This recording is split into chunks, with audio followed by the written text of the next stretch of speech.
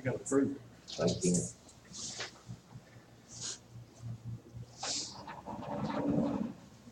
I call to order the Millersville meeting of the Millersville Planning Commission for July 10th, here in the commission chambers. We'll have the pledge of allegiance to the flag. All rise, please. Pledge allegiance to the flag of the United States of America, and to the republic for which it stands, one nation under God, indivisible, with liberty and justice for all. Mr. Secretary, appreciate the roll call. Ready? Chairman Frank Fox. Present. Vice Chairman Larry Petty. Here. Secretary David Gregory. Here.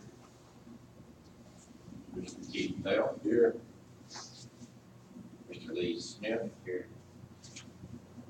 Mr. Brett Aldridge. Mr. Aldridge called in and said he. Mrs. Deborah Wade. Here. You have the floor, Mr. Chairman. Thank you, Secretary. Item number 4, disclosure of ex parte communication. Anybody want to talk about anything or talk about anything? Has anybody talked about anything that's on the agenda of substance that you need to share with us before we start? No. I hope you've had an opportunity. Item number 5, I hope you had an opportunity to look at the minutes for the last meeting.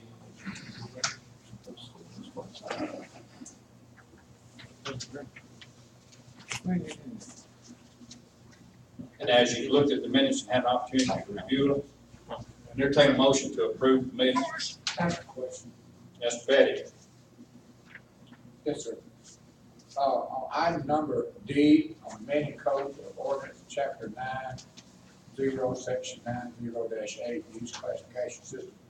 Okay, down here first, we had a discussion with David and with the minutes, the motion was withdrawn for lack of motion. To explain that to me, does that mean that particular thing is over with? I think the motion was withdrawn for lack of a second. Okay, so that means that it's withdrew. No, it's on the. Guys, The definitions on. Yeah, actually without the motion, without the second, the motion don't automatically be Right, no further. no further action. Well, it can be brought back, yes. Okay.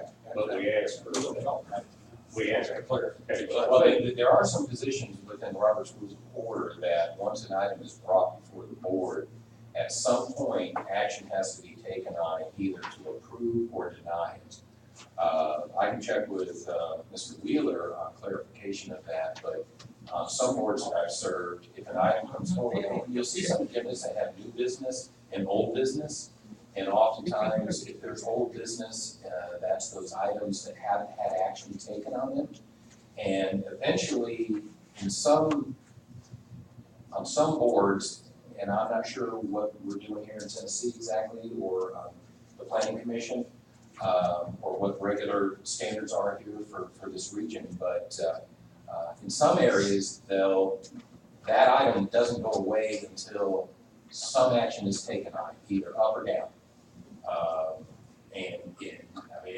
As a board, you all can choose to go that route, or if there is no motion, there's no vote, and it dies just for lack of action. So, Mr. Chairman, I think first off, we can go ahead and have a motion on the floor before discussion.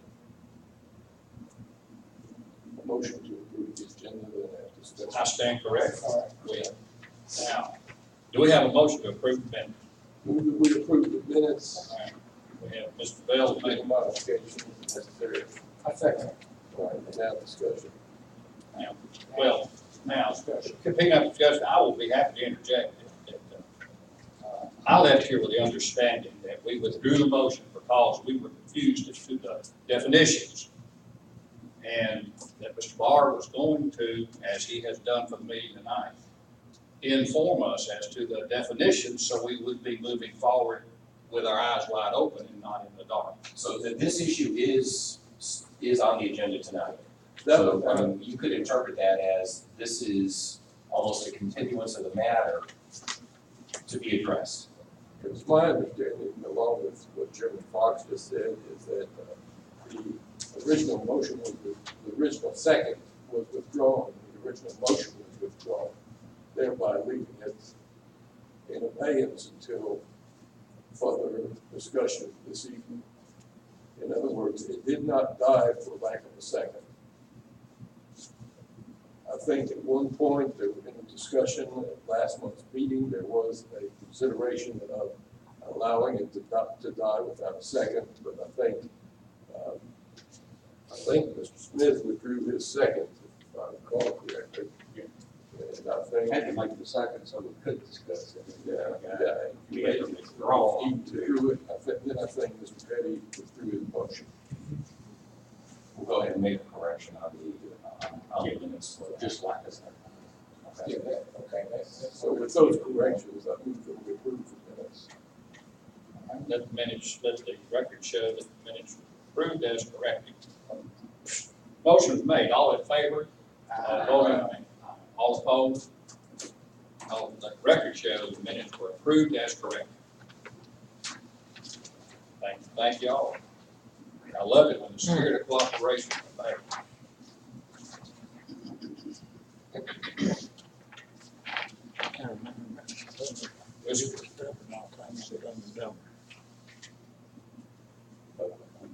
Mr. Commissioner, are you and your group here on anything that's on this agenda? You have 3 minutes to talk about. Item number 6. Public comment. Okay, thank you very much. Action items. Action item 7A, rezone 7721 South Swift Road from residential R1 to R5. Yes, sir, Mr. Chairman, this is parcel 54. Actually, I have some zoomed in maps here if you all want to share these, colored up and all that. You'll see that I boxed out the approximate 1 acre parcel. As it turns out, it's just shy of an acre, it's about 0.91. This is actually the same developer who recently rezoned and then subdivided parcel 55 to the north of it into 4 lots. This parcel is also being requested to be rezoned from R1. This was one of those rezoning, or the zoning designations from '99 that should not have applied to this parcel. I'll remind you that R1 zoning is 5 acre parcels plus. This was just a single acre, in fact, less than a single acre. So if anything, it should have been zoned at the time to an R4, which is 1/2 acre, a minimum of 1/2 acre. So there's somewhat of an administrative cleanup here, but the owner would like to go beyond that and go to the R5, the minimum 10,000 square foot zoning class. And in this case, they're only going to be able to squeeze 3 parcels out of this one. The next agenda item will discuss that subdivision. But at this point, going to R5, it's complementary, and because it abuts parcel 55, which is R5, it is right across the street from all of Turner's Point subdivision, or Turner's Bend, as it's also known. That's all R5. Across the street, you've got R4, directly to the south, R3. So this zoning is inappropriate. But we are carving out some of the commercial. And the reason why I'm supporting taking the commercial portion to residential, you'll see in a kind of a rectangular or trapezoidal box at the corner of Swift Road and 31, just in front of the outline parcel.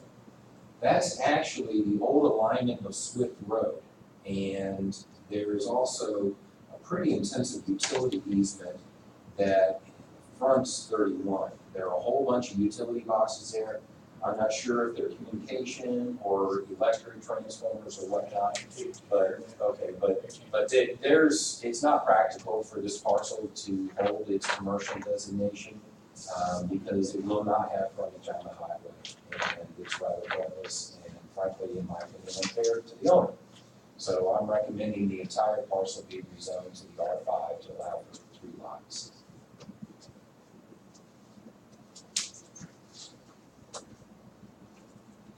Is there a motion that we rezone 7721 South Swift Road from R1 to R5? Move that we rezone the parcel known as 7721 Southwood Road, Roxton County map 126, parcel 54, from commercial C1 and residential R1 to residential R5. Second.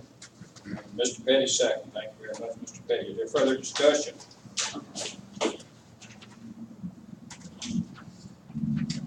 Did everybody catch that amendment to the motion? Or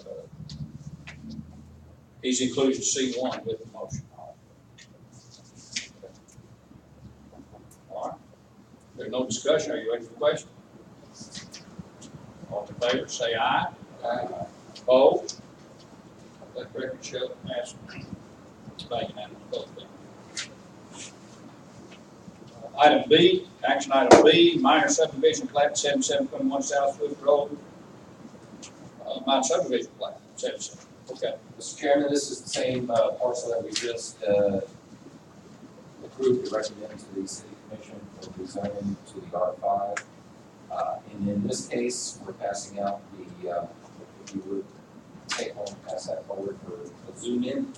That might help you see it a little bit better. This will be carving this 0.9 acre parcel into 3 new parcels. And the setbacks, of course, are expected to meet the R5 zoning, and they do. The lot sizes meet our minimum standards for that. And in my opinion, this is complementary to all of the single-family 10,000 square foot lots across the street, Turner's Point, as well as along South Swift Road. It has my recommendation for a conditional approval. The condition of approval is twofold. One, it will be based on the city commission approving the rezoning, but also the surveyor still has some cleanup work to do on this plat document. So we're working through with that right now. And this is a new surveyor to the city, so he wasn't quite familiar with our expectations. So pending getting this cleaned up and the review and the acceptance by the city, blessing this, I would like to have conditional approval, recommend conditional approval of this minor subdivision plan.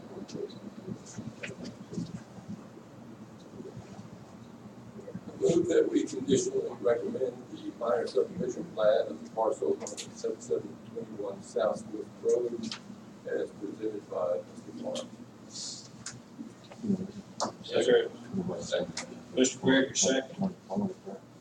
Any further discussion? I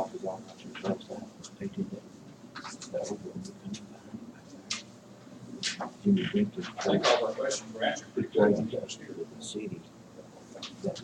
All right, motion on the floor in a second. Are you ready for the question? All in favor of rezoning, conditional approval of the minor subdivision plat known as 7721 South Swift Road, signify by saying aye. Aye. Opposed? Show unanimous, please. Action item 7C, rezone a portion of parcel on Bethel Road, our Robertson County map, so forth and so on, from residential R1. Well, wait a minute, there's no address. Excuse me. Rezone a parcel on Bethel Road, Robertson County map 126, parcel 79.00 from residential R1 to R5. Go ahead, Mr. Barr. Thanks Mr. very Chairman, much. I passed out this graphic, the color graphic of an area zoning map. You'll see the blue shaded area is the portion of this 155 acre parcel that is currently zoned residential R1. That is, as a reminder, the 5 acre minimum lot size. We've had our eye on this parcel for a while. Actually back in, I think, 2005, the commercial 3 up in front on Bethel Road, that area was increased by a rezoning request by the owner, which absolutely I support. That's 20-some plus acres. The applicant is asking for a residential 5 as they begin their planning for a residential mixed density subdivision. We're little early in on it, but we need to at least get this rezoning to our maximum zoning out of the way before we can get into specifics of lot sizes and density and whatnot. There may be a hearing required in front of the Board of Zoning Appeals if they decide to roll in any kind of multifamily. And I'll remind you that multifamily is any attached dwelling units, 3 or more units, or 3 or more apartments or townhomes or whatnot. So any kind of joined residences will require the BZA's approval as a special exception. But this is the first step in developing the master planning on this property. And this has been on the radar of the city since I arrived, and in fact, probably well before I joined the city. And this is one of those prime development opportunities that I'm excited about. So I'm recommending approval to rezone the blue shaded portion. I'll have a legal description when it goes to the city commission for their readings. That hasn't been prepared yet, their surveyor, but I expect it any day now.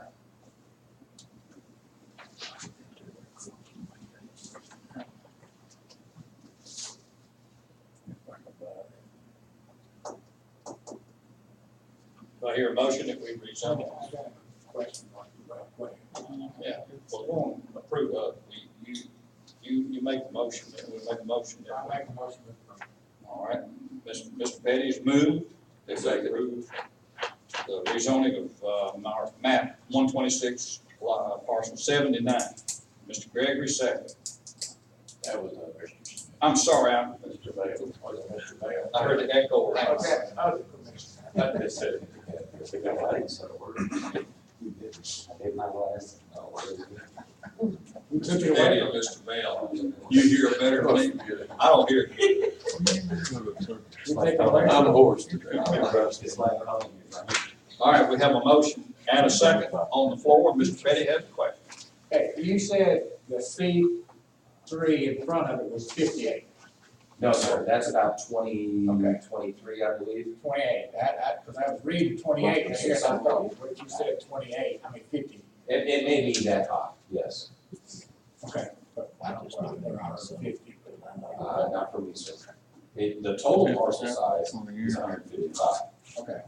Now, keep in mind too, that not all of that 155 is going to be developable. There's some pretty steep slopes in there as it drops down into the wet range. Yeah.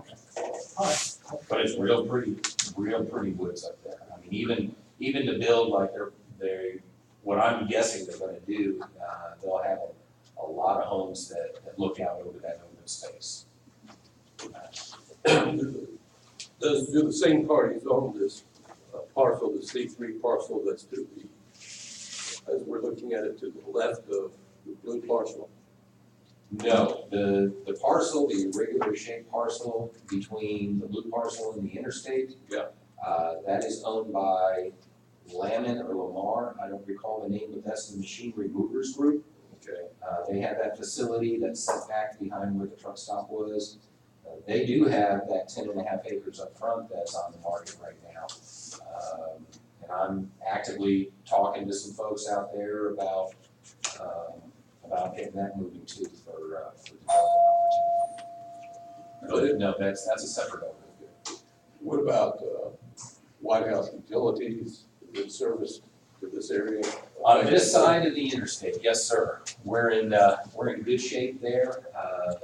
White House has an 8-inch, White House Utility District has an 8-inch line that actually runs through the Machinery Movers parcel. And also on Bethel Road, running to the east, I believe they have a 16-inch servicing off of those 2 big tanks up there. Initial conversations with White House Utility District is they do have enough water. There just may be a need to upsize the tanks. But as far as volume goes, and pipe size goes, you're pretty confident that they can service this side of the interstate.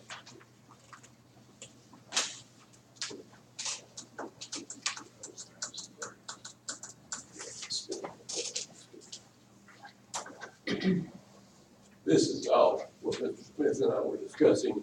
This is still, we noticed the Millersville city limits cutting through the blue parcel there. Unfortunately, that's not a correct line. That was taken off the assessor's maps. And But we're still within the planning district, correct? absolutely, yes, sir. Okay. The city limit line pretty much follows the rear of the lot lines on the south side of South Swift Road that abuts this subject property.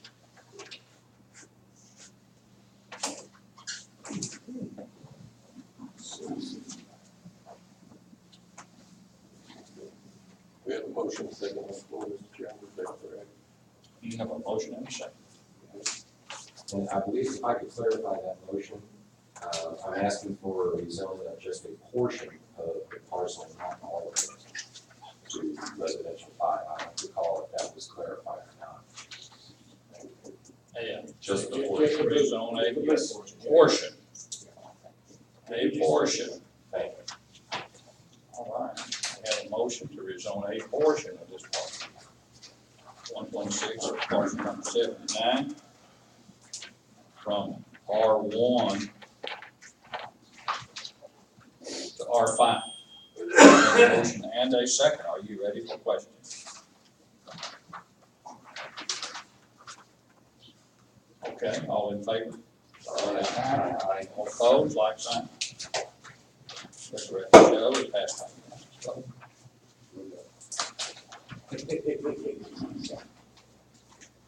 D, action item, amend Code of Ordinances, Chapter 90, Section 90-7, definitions regarding body piercing parlors and tattoo establishments. Yes, sir. Per the direction from this commission, I went back and took a look at our ordinances, and in particular, I discovered that we had no definitions for body piercing parlors and tattoo establishments. And while they're recognized as, in the use classification section, as a business activity that interestingly falls into the adult entertainment category, there was no definition, and based on our conversations last month, I took that language that you all chatted about and pretty much created what I thought would work well enough to allow for limited activities associated with, in the case of body piercings, with jewelry sales and perhaps even department stores that sell jewelry.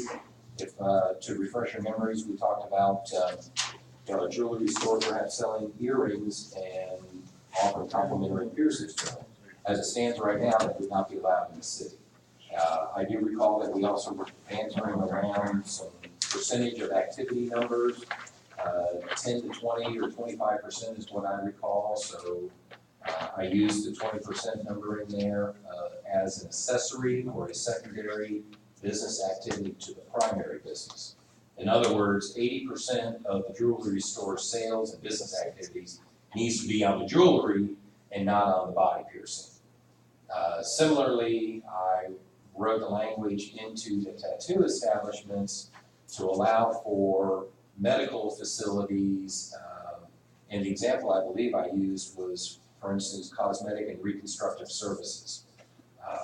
It's not uncommon in this era now that there may be some, by definition, tattooing associated with different reconstructive activities, but as long as there's a medical nexus to the activity, and again, not exceeding the 20%, I think that meets what you all gave me direction to put together on here. So this is not changing the adult entertainment zoning district and the piercing studios and the tattoo establishments that are allowed in that district only. Rather, this is essentially expanding the use into as a secondary activity to primary or principal business activities. Feel free to ask me questions if I talk around in circles. But I believe this followed your direction from last month. So you're asking us if we approve this, then we're it's going to go on up the ladder to the city commission for them to amend the ordinance. Yes, sir. All right. In this case, this is a recommendation to the city commission. I got a couple of questions. When you say 20% of the services, how do you gonna monitor that? It's subjective. I see where I'm going. I see where you're going with that. City of Lynn, well, it is 20%. We said, oh, we come in here all. Well, What do you think? if it goes 22%, how would we know? If it goes 50 or 75%, I think it's going to be pretty obvious. But We can look at the Fine. financials. Really? The ABC did that all the time. With foods. That's which we didn't have regulation over per se.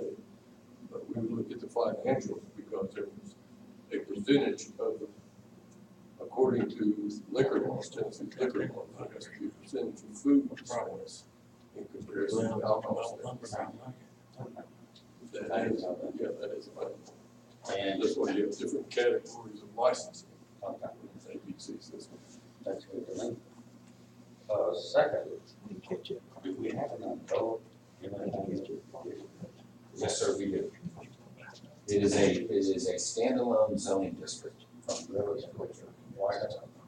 in the city limits of Millersville. We do not have a single parcel that is zoned, to my knowledge, that is zoned adult entertainment. So there are certain standards for that zoning designation, including, I believe, 1,500 linear feet from the closest school, from the gathering place, as well as some other restrictions that really bind the locations that. So we don't have a designated area that's for business and chair. This is where you like that. Not at this time, not without a zoning amendment. I just kept saying the adult entertainment district. Now, in other municipalities, I've seen it, the adult entertainment activities allowed in industrial areas. I think Portland has that. I'm not sure about some of the other communities around. But in my experience back from Florida too, was similar that adult entertainment would be allowed in industrial districts or heavy industrial districts. So you would never see it on the highways, you wouldn't see it in neighborhoods and residential areas, or even most of the commercial areas. They pretty much shoehorned them into a corner somewhere. Well, that's what I thought when they were referring to districts. I thought there was one set aside. No. There is not at this time. Okay, that's all. But I want to chime in here. Now, based on our discussion last week, it was an effort to avoid the slippery slope that Brother Gregory talked about, and that we would have this amendment come into being and have it defined tight enough so that if somebody wanted to rent a space on a storefront that was primarily engaged in body piercing, that they could get a permit to do that. That, not with this language. They would have to have that rezoning to the adult entertainment district. Or would have to go before the zoning appeals board. Yeah, any accepted use can go before the Board of Zoning Appeals, unless it's specifically prohibited. But And in this case, it's first, and then if we denied it, it'd go to those people, correct? No, it would go straight to the BZA as a special use. See, I heard us talk about last month meeting how the difference in 1981 when the original planning and zoning was fixed, that a lot has changed. And that body piercing is a common happenstance for a lot of people, It is not unlike tattooing. not unlike tattooing. Body piercing and tattooing, the same thing in my book. It's a modification of the body, sure. Body piercing. But anyway, so, that's why that I did, but what you're saying is, the person who wants to open a tattoo parlor, as far, whatever they want to call it, in the city, has to just go through an extra step to get there. they would either have to go through the rezoning process for the property that they propose to locate the business in, or would have to request a special use allowance by the Board of Zoning Appeals. However, in light of that, if they did take it before the BZA for a special use or a special exception, as long as they met the minimum criteria of the adult entertainment district, in other words, the separation from churches and schools and public gathering places, I would not recommend it without meeting those standards, because that the spirit of the adult entertainment district that this use is permitted in, I think should convey along with the special exception. So in other words, if we had a business come in right across the street here, tattooing and piercing, I would recommend against it because it's close to the school and churches that it doesn't have a minimum separation where it would normally be allowed to be located. I have a question. Sir. Let me get something clear about it. First off, last month's discussion was, and I'm going back to the past. Last month's discussion was not about allowing somebody to open up a tattoo parlor. That's fine. Not specifically. That's exactly right. It was about, as I recall, a review of the commercial and business use classifications. So the only thing we were doing was reviewing the classifications for which tattooing and piercing fell under the adult establishment, and whether to move them out of that classification into a new classification. Yes, sir. We had nobody approach this board asking to locate a tattoo parlor in the city. Not this board, but staff, but to the city they have. Yeah, the city, all right, somebody has asked, inquired about it. Yes. Okay.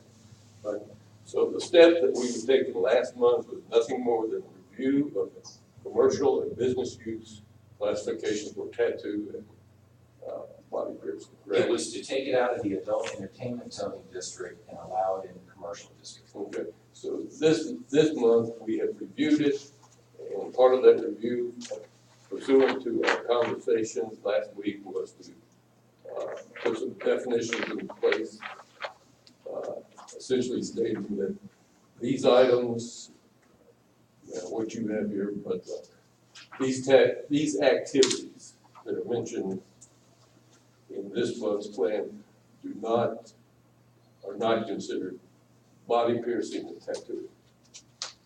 It's not considered a body piercing parlor and a tattooing establishment. So in other words, the Macy's, et cetera, they could locate, in any commercial district, correct? Yes, sir. Okay. And I guess medical situations could do the same. Yes, sir. Okay. So then the question becomes, all right, are we satisfied with these definitions to allow people that have accessory tattooing and accessory body piercing into the city without being in the adult entertainment area? That's the question that we have. And that's what I'm trying to define for you to allow for that. So the question before this board right now is, anybody that has 20% or less tattooing as part of their activities can be in a commercial zone. Yes, sir. Anybody that has 20% or less body piercing can be in a commercial zone. So that's all that you're asking us to make a recommendation on. Yes, sir. I believe that's pretty close to what we discussed last month. Now, then the question becomes, obviously, there's somebody that wants to do 100% tattooing in a certain location in the city, okay? Now, if that person has approached the staff, if they had not approached the staff, how would they have gone about, well, they would always have to approach the staff, that's obvious. But the first step that they would have to make would be to go in front of the Board of Zoning Appeals. No, sir. The first step that they would make is they would apply for a business permit, Okay. or rather a business license. And And at that point, that goes to Ms. Ashburn, and then she brings that to me to confirm the conformity with the property and the zoning of that property and any other restrictions that may be on that property. So what you're actually asking, okay, so. And then they would be denied, and in this case, the location of Spearman Drive, they would be denied. And then they could take that denial and appeal that denial to the Board of Zoning Appeals and request a special exception to allow that business use in the C1. Okay.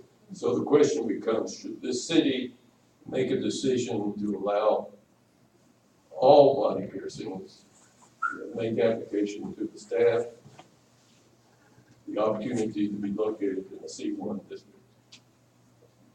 Anybody can apply for that. Well, I'm talking about just body piercing, Yes. or tattoos. Right now, it would be done on a case-by-case basis. Yes, sir. Is what the way it would be done now, correct? Well, every one would be a case by case. Every business applies for a business license through the city, Well, I and they have realize to that. describe their business activity. Yeah, some of this is, well, maybe I'm saying this wrong. We all know that these are givens. The givens are all businesses apply for licenses. Okay? So we have a tattoo parlor or a body piercing parlor. 100% of their activities is either body piercing or tattooing. They apply to the city for a license. It comes to your desk, you reject it because it doesn't meet the criteria and the location they want to go into Yes, sir. does not meet the zoning allowances for that particular business. They take it to the Board of Zoning Appeals. The Board of Zoning Appeals can look at that, make a decision to allow that, or to disallow. Without the zoning designation, yes. But like I said earlier, I would recommend they at least have to meet the standards of the intention of the zoning, of the adult entertainment zoning, even if they go into a commercial 1 or a commercial 3. Okay, what is the intention of the adult entertainment zone? Separation. Separation, and separation from what? I believe it's churches, What you said earlier. schools, and public gathering places, and pardon, daycares. Daycares, we're children, Yes. we're minors, a lot of Yes. times we're minors, where you wouldn't want to have a bar located. Yes. Very similar to that, okay. So if that's the case, all businesses that come before you, you look at them, and you either state that they comply with the zoning or they don't comply. Yes. And if they comply, they go ahead, they can get their license at that time. Yes. Correct? Yes. The only thing we're doing here tonight, and the only thing we were discussing last week was taking tattoo parlors and body piercing parlors out of the definition of adult entertainment. That's where we began last month. That's Yes. where we begin. And so what we're essentially doing is we're taking those establishments, like I said earlier, that have 20% of their business or less from that definition. Because last month, wanted to be approved. Yes, but last month I was recommending to remove piercings and tattooing from adult entertainment districts and to an allowable commercial activity, not unlike a personal service like a barber or a nail salon or whatnot.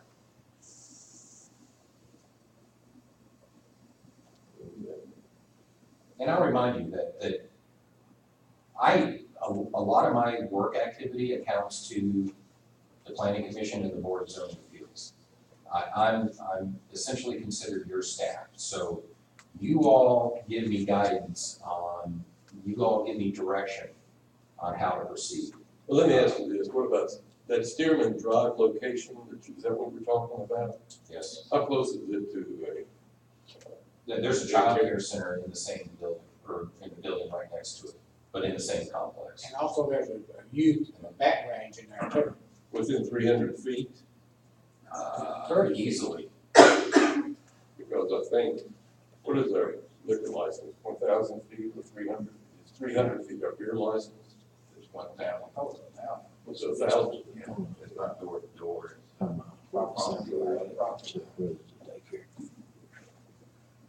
Would you recommend as staff member, the tattoo parlor going there within 30 feet of what they just described? No, I would not.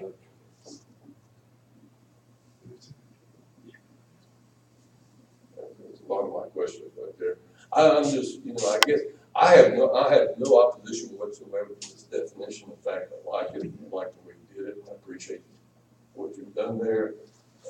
I don't think it helps out the party seeking to put a tattoo parlor in. I do not believe it does. It does not, I don't know if it should or But should it not. addresses some of the other But potential. it addresses the other issues that were brought up last week, which I'm sure they brought up to you, that Macy's could go and Millersville because of the way our law currently. Well, the Macy's could go, they just couldn't perform any volunteers. But this takes care of it. I believe it does. And So then the next Mr. question. Wheeler agrees, he feels that this is appropriate language. And I like it.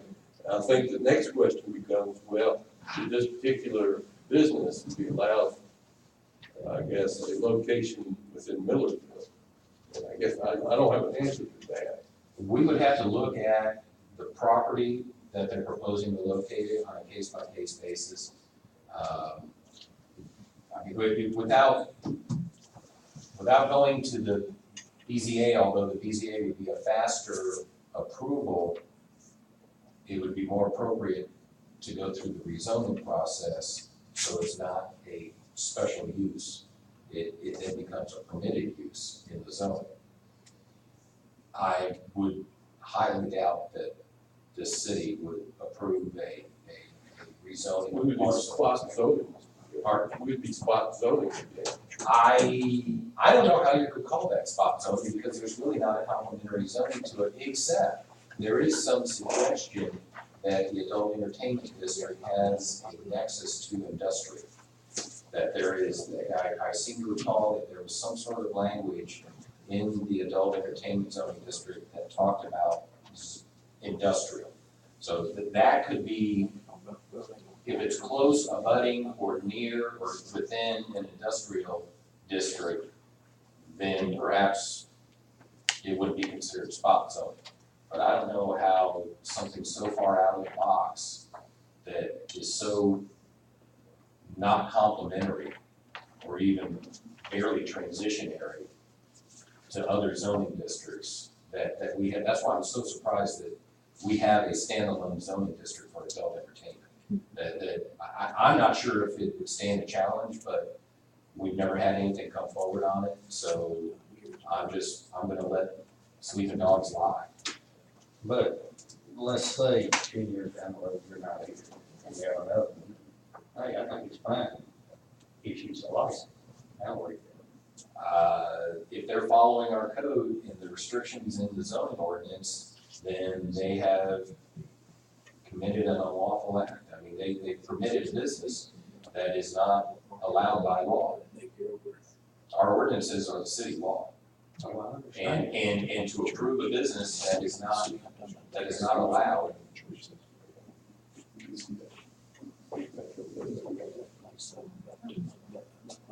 Well, getting back to Mr. Fox's question earlier, Mr. Fox was talking about this is a particular business that approached the staff about putting a business in. This change in the law or in our definition still would not allow that business to be located in this, Stearman area. I believe that's the correct statement. And they can still make application and go through the BCA. But They certainly could. But you would They recommend. could spend $400 to do the yes or no. But you would recommend no, because of the close proximity to children. And probably some of the other standards or requirements in the adult entertainment district. If that activity is a standalone permitted activity in a certain zoning district, in my opinion, the standards and restrictions in that zoning district should apply to that business, irrespective of what the zoning is where it's located. So should the next question become, should tattoo parlors and piercing parlors, for lack of a better word, be given that high standard to meet? Or should they be treated like a liquor store? Now, but a liquor store does have high standards. They have the same high standard of not being in close proximity to children, and so do bars. Now, should tattoo parlors and piercing parlors have a lower threshold to meet than liquor stores? That'd be the question for this board to answer. And I think several members of this board have already addressed that. In what way? I don't believe that they think that bar should be lowered. Okay.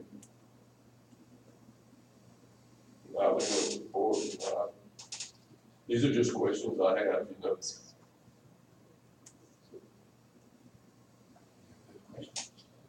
Well, I mean, that's something we gotta think about, look at. Do we need to lower that? Do we want to lower that standard? Like I mentioned earlier, I work partially under your direction, and if that's the consensus, then you all can give me direction that we can write in.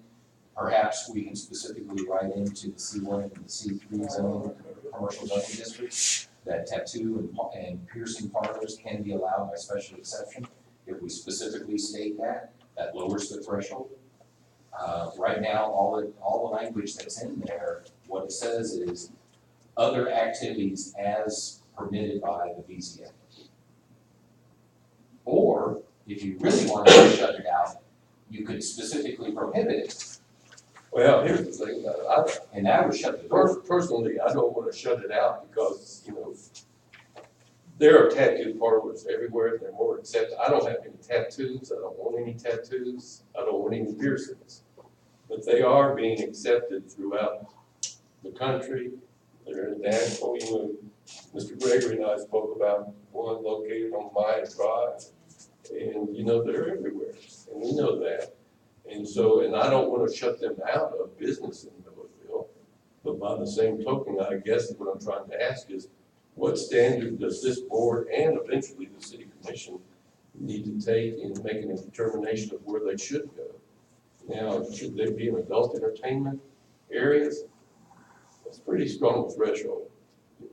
But should they have the same threshold of a liquor store or a tavern? Yeah, I kind of can see that, you know, because of the, you know, close proximity to schools, churches, children, etc.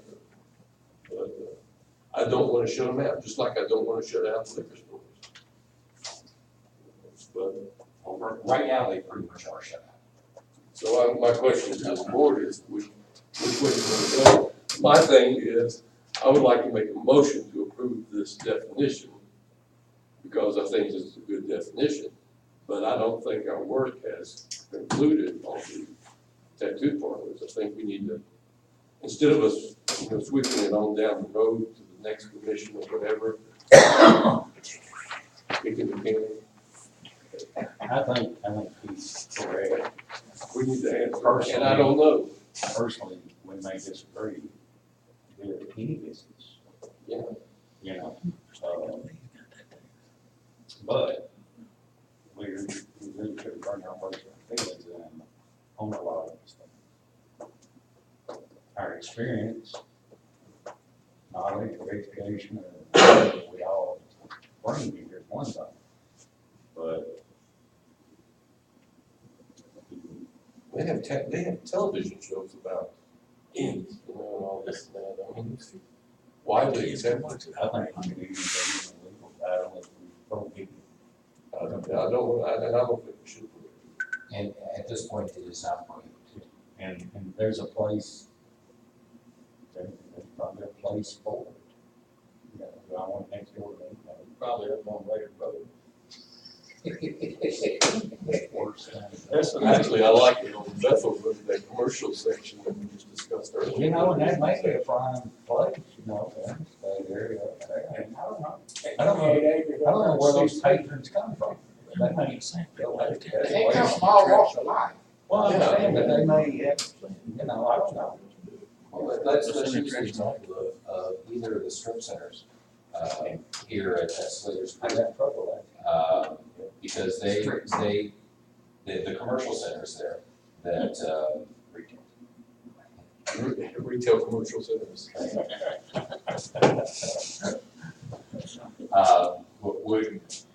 would this board find appropriate, for a location such as that. Actually, I would probably not. Personally, probably not. We got a liquor store across the street. So perhaps if it meets those separation standards, it can be allowed.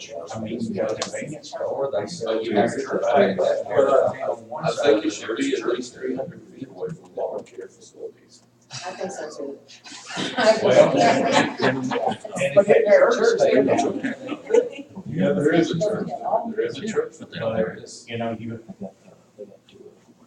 boy, something right, there's a church across the street, like, on the other side. That The is church, true. the floor was there for the church. But anyway, you've got convenience stores, they sell alcohol, tobacco.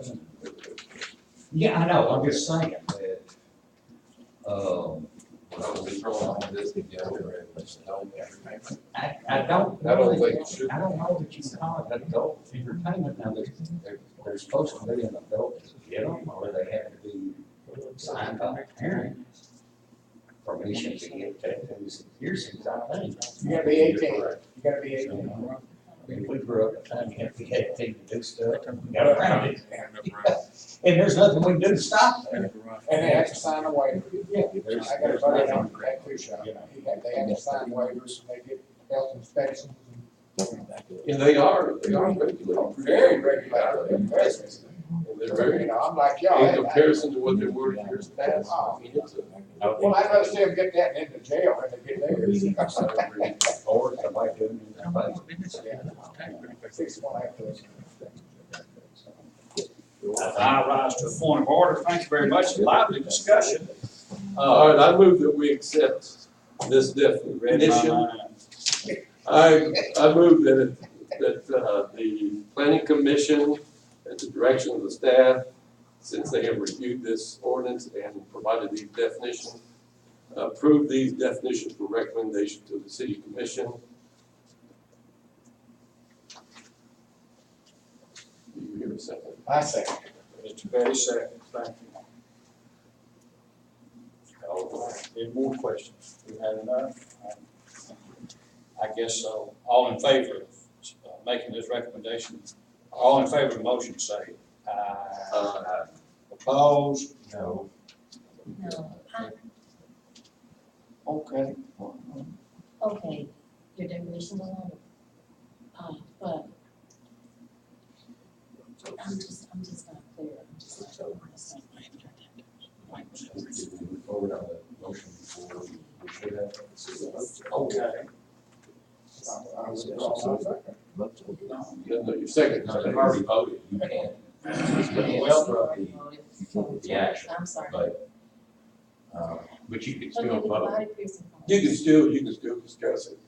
We can still do, we can clear our mind. Okay, And so, It's the chairman's discretion. I appreciate Ms. Lady's thoughts, and I'd like to hear. I agree. because I don't talk. So, I think, so it's all we're doing, is we're just approving the language. Defining. Defining, that's We're it, defining what, that's it, That is it. that is it. Okay, When you buy this definition, will allow some accessory activities to occur related to the primary business activities, like jewelry sales or medical procedures. But where they go is still up there. Yeah, they still have to come get approval. there's still, body piercing can only be done in adult entertainment districts. Primary. We have none in Millersville. For primarily, businesses that primarily 80% or more perform those services are still only allowed in adult entertainment. We just voted tonight, I said it was a commission, Yeah. right? Yes. So this, we're not voting on, we voted on that, but it's just to go to the commission, they have a final say. They have We still don't. two hearings over that, or two readings okay, over that language. Now, okay. now it sounds to me like I have some direction from the board too, that And this is just my thoughts, obviously, this is gonna be an issue that comes up again. You might as well, like Commissioner Fox, and Chairman Fox said, we don't need to be kicking it down the road, we just need to face up to it. Let's figure out what we're gonna do with the body care. And if something comes up, Now, this,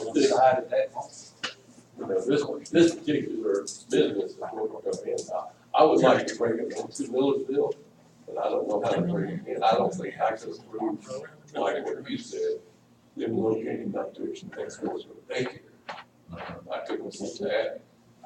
The direction or what I'm thinking right now is. They're gonna take big lots down here, locating big lots, where it used to be, I wouldn't have a problem. Slave lots, yes. What I'm thinking is maybe expanding the use classification where it's addressed in there and putting some standards and restrictions on its location in the use classification under commercial. That way we get some of the benefit of the separation that adult entertainment has, but we still can allow it in certain areas of the city instead of just adult entertainment. Well, let me ask you this. Liquor stores are not classified under adult entertainment, correct? Correct. And we, in the city, issue beer permits. We don't classify grocery Now, stores. an adult entertainment facility or establishment could serve beer. Yeah. So, That's not what he's. That's not what. but primarily beer or liquor is not a standalone primary activity in adult entertainment. But yeah, so as such, I guess my question is, if they're not in the adult entertainment category, why do we have tattoo parlors in that category? I can't answer that question. Well, that gets at That the root. predates me about 20 years. See, that gets at the root of what's making me do this. You know, the preacher can't say the Bible shows it's wrong to have a tattoo. Well, that ain't in there. It could be, but my point is, It's a temple. some of the best friends I've got in this world who are family oriented, church going, beer drinking, fine people. I associate with them others too, but that's okay. But my point is, they got tattoos. Yes, I mean, and that's what I'm saying. And they got their whole arm covered. But They got their whole arm covered in these shaded tattoos like I've never seen before. It makes it look like they got a jacket on all the time, you know? My father had a tattoo. It was An on a eagle. No, it was a heart with my mother's name in it, nice, whatever it is. But my point is, The old service. what my point is, it has changed so much over the years. Not only has, the point of tattooing, you know, every Marine that was self-respecting had something on his arm. Yeah. A sailor who was a dyed-in-the-wool little sailor had something on his arm or on his chest somewhere. And I mean, that's the way it is, but today people, I mean, well, at least now somebody puts in for something we've got to Yeah. take out. Yeah, Let's leave it at that. Yeah, we've got some ideas, but I'm like, I think I'm like Mr. Smith and Mr. Fox a little bit, that perhaps they shouldn't be under adult entertainment, but there should be a category that they should be. let's help, Well, they can be, and I'll close with this. Oh, They no. can be, they can be.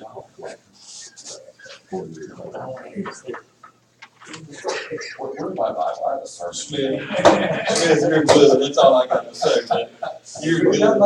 It's okay. And I'm closing the loop, if you will. I'm closing the circle. Business activities can occur in multiple districts. They're not limited to individual districts. So I'll probably bring this back to you in a month or two, that we'll look at allowing these business activities, or uses rather, in commercial districts, but with greater standards than regular commercial businesses and activities. So I'll take that. Take your time. Now, for the sake of clarity, I want to be sure that I heard one nay I heard 2 nays. All right, that's what I want to hear. All right.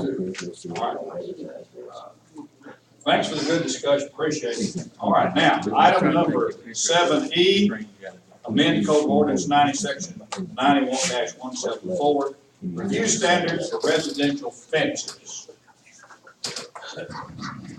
All right, the city has had some issues in this past year, on fences, the placement, location, the style, the height, some other issues in residential districts. It's not only happening in our city, but in some of the abutting cities that have very loose standards for fences.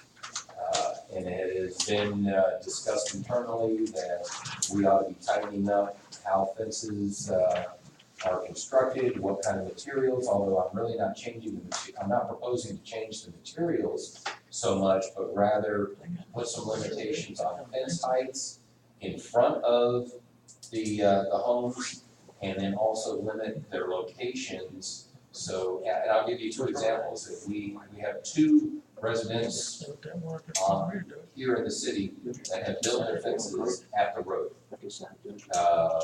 And in one case, it is a metal wrought iron fence that is literally at the curb of the road. And in the public right of way, which we had some very strong disagreement with some of the city commission on it, that felt that since our language did not specifically prohibit placing private property on public property, I made the argument that the public should have free right access to public lands at any time, or at least on reasonable times. Same thing with utilities. If you have a fence placed in utility easement, that the utilities typically have first right. That's why that easement was created or dedicated, either by a separate dedication or most commonly by subdivision plat. There was a reason why that area was reserved, and it is not to encumber or to prohibit utilities as well as the public from accessing those areas. So that is why I put some language in section B of the fences here, prohibiting the locations of these fences. And like I said, I also put some limitations on the heights. These, in my opinion, are common sense restrictions. I don't think they would necessarily be a burden on property owners. But I think we need to have a little stronger language in our code for the best interest of not only the city, but also other property owners within the city. I'll give you another example. I'm sure some of you are familiar with that stockade fence that was built in front of that house on 31 as you head up into White House past Newhall or Union Road. Pardon? I don't think they finished Probably not. Probably, yes, sir. Yeah. But that new wooden fence. It's a 6-foot stockade fence built at the property line. As it turns out, the city of White House does not permit that, but that property is not in White House. That is actually unincorporated Sumner County. So Sumner County has no restrictions on residential fences. And frankly, they could have built it at the edge of the road. And Sumner doesn't prohibit that, although Sumner may exercise their rights to their right of way and their public ways. But I felt it was time that we have some language in there to control what some folks are out there doing. I don't think anybody can bring a fence up in that right. You got a rule or not. You can't bring that fence up there. There's a utility. Yeah. The opinion of at least one city commissioner is that if we don't have prohibition, then by default it's allowed. I don't think I disagree with it. Well, at least the city won't be liable when TDOT rolls in there with their snowplow. Or our city with a snowplow, and that wing catches this fence, or a garbage truck turning around or gets too close and snags this fence. If there is a public utility easement on that plat, they can't do it. They can't put a permanent structure on it, it's a permanent thing. Yeah, since the permanent structure. Well, in this case, the According to language law. here will prohibit that. Yeah, but I'm talking about, don't go grandfather them. Yeah. I don't know who they are, where they're at. They can't bring that thing to roadside. It can't be on the right of way, it can't be on a Then I public need utility. to go to Mr. Wheeler and get some help on the language so that we can incorporate in fences that are already It's retroactive. retroactive. I don't think Well, it's, it wouldn't be retroactive simply because it's already a violation. I think it's a violation already. Yeah, I do. We're just gonna, you know, Well, since we're out of order anyway, would you please comment on the second sentence in A? Or read the first sentence, tell me what it said. The first, on properties owned R3, R4, and R5, fences placed in the front yard or in any area between the principal structure and a public road shall not be constructed principally of wire, including chain link, barbed wire, razor wire, and electrified wire. What does that say? wire fences. The stockade fences are all right, That's, they're generally constructed and, of wood or and, vinyl. and those, I would say- old timey fences, those fences with the X's and farm fence, board. But in no case can a fence be constructed between the right of way or utility or drainage easement. Have you ever looked at the language in a lot of the residential restrictions? Where? Well, any of our subdivisions, most of the restrictive covenants in the subdivisions have restrictions in regards to where you can place fences. Actually, I haven't seen a single subdivision with a restricted covenant to that. That's usually up to the developer. Yeah, it's up to the developer, but I Generally required. Willow County, Whale, Shenandoah, Sassafras, Turner's Bend. I'm not saying that they didn't exist, but I do know that they exist all over the state. And they can, and unless the city is a party to that document, or that document is referenced in the plat that the city signs, we have no authority to enforce restrictive covenants. After saying all that, just saying the point I'm trying to make is, perhaps you should look at the language that exists in those restrictive covenants and adapt some of that language, which is tried and true through case after case of case law For our city. for our city. I can see if I can find some. I'll find something.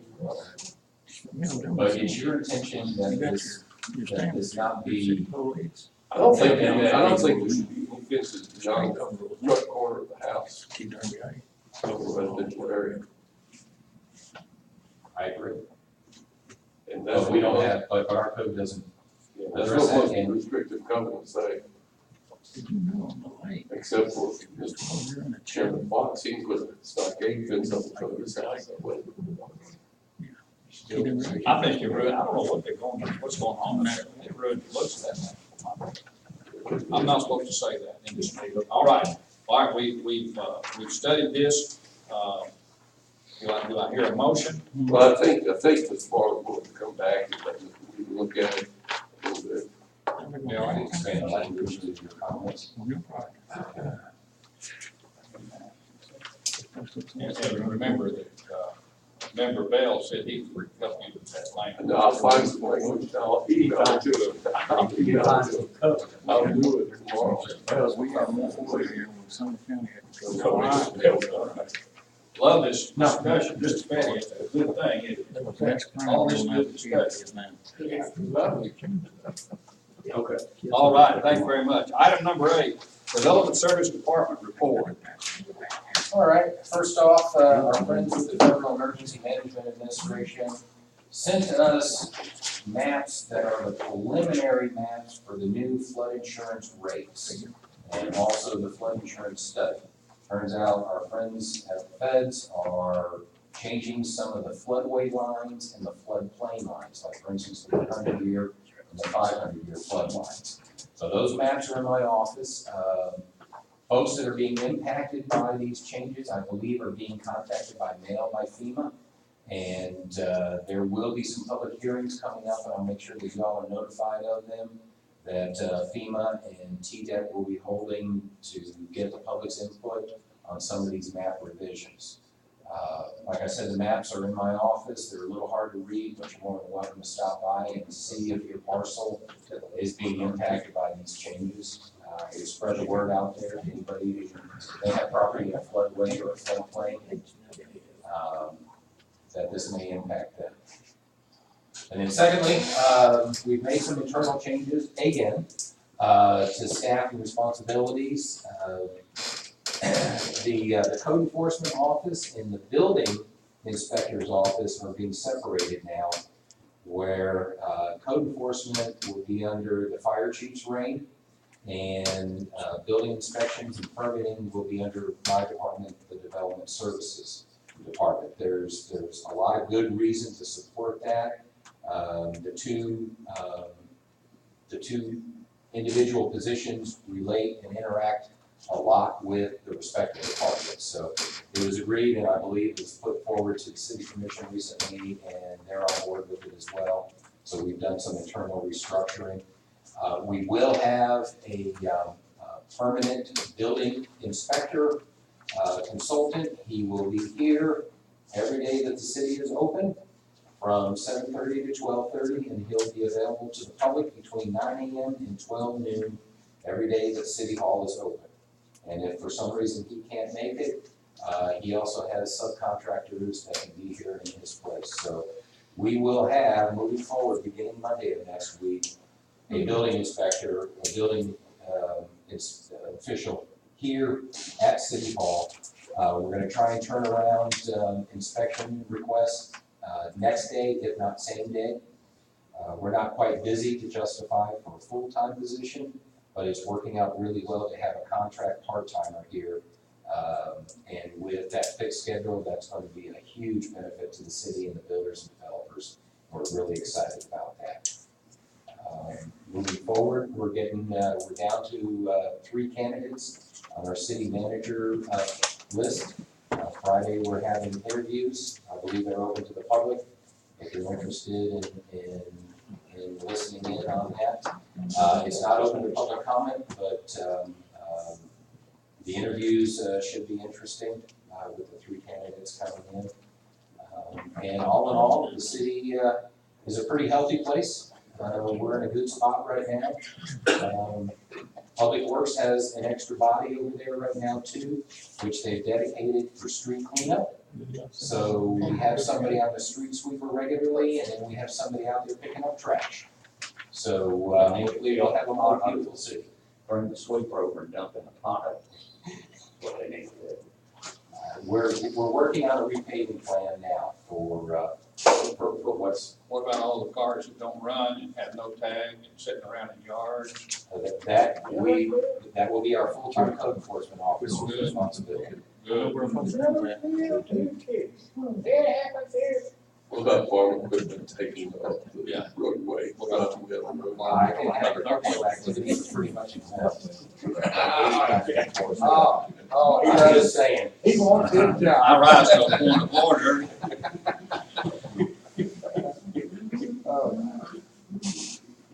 Okay. And- Squirrel, you want the closing prayer? What time? No, sir, All I right. can't compete. No public comments? Michael, I have what time? We'll get to all that. $11 o'clock, 1 o'clock. Commissioner. Yeah, I'm going, and I think you might like it. I don't see where we need 2 public comments on this one agenda. Well, Talk to Mr. One of them is for on the agenda, the other one is for stuff not.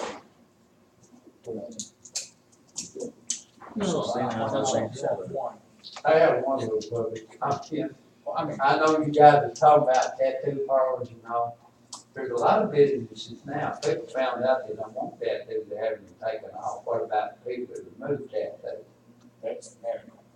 Now, that is. No, they have. Oh, This definition would allow that. They do it Yes. in shops. Right, The definition that I created only talks about the injecting of it, not the removing.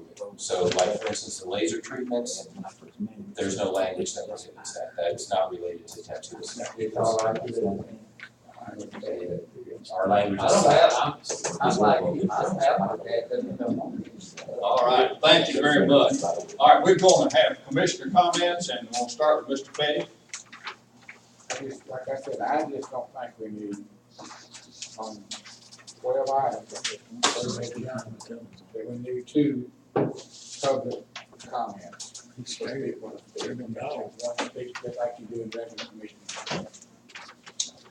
But that's totally up to you guys. Appreciate your comment. Ms. Wade, I don't have any comments. Ms. Bell, I said it all. Mr. Bell, Mr. Gregg. I say. All right. Who's gonna make the motion? I make a motion we adjourn. Mr. Petty has made the motion. Do we have a second? Thank you very much. Well, there goes another fitness ain't coming time.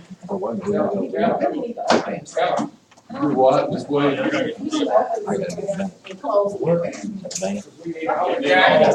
need all the prayer we can get. Well, I think we can. Don't y'all feel that prayer and see if it's- What's that reference name?